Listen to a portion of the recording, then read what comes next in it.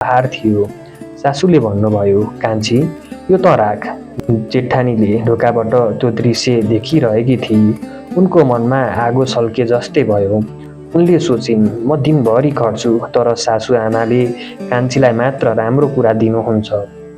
वास्तवमा सासूले जेठानीलाई अघिल्लो हप्ता नै अर्को नयाँ कपडा दिइसक्नु भएको थियो, तर शङ्काले भरिएको मनले त्यो राम्रो कुरा देख्नै सकेन। त्यस रात जेठानी भान्सामा धेरै बोलिन। उनी टोलाएर बसिरहन्।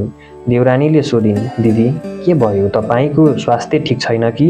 मलाई केही भएको छैन, तिनै सासूको सेवा गर। देउरानीको मन दुख्यो, तर उनले केही भनिनन्। घरमा पहिला जस्तो हाँसी खुसी हराउँदै गयो।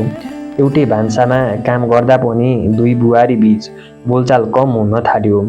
जेठानीको मनमा डाहाको सानो बिउ रोपिएको थियो, जुन बिस्तारै ठुलो रुख बन्दै गइरहेको थियो।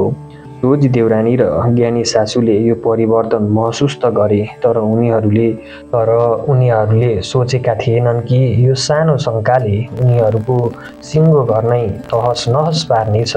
दिनहरू बित्दै गए, तर घरको माहौल सुध्रिनुको सट्टा झन बिग्रिँदै गयो। भान्साको त्यो न्यानो आगो अब केवल खाना पकाउने माध्यम मात्र बनेको थियो।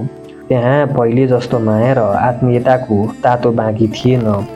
जेठानीको मुहारमा सधैँ रिस र असन्तोष देखिन थालेको थियो भने देउरानीको मुहारमा डर र दुखीपन।